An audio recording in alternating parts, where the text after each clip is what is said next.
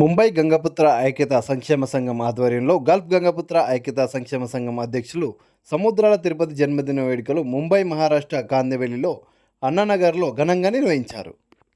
ఈరోజు ముంబై మహారాష్ట్ర కాందివెల్లి అన్ననగర్లో మన గంగపుత్రుల ఆధ్వర్యంలో ఈరోజు సముద్రాల తిరుపతి అన్నగారి జన్మదిన వేడుకలు ఇక్కడ కాందివెల్లిలో జరపడం జరుగుతుంది.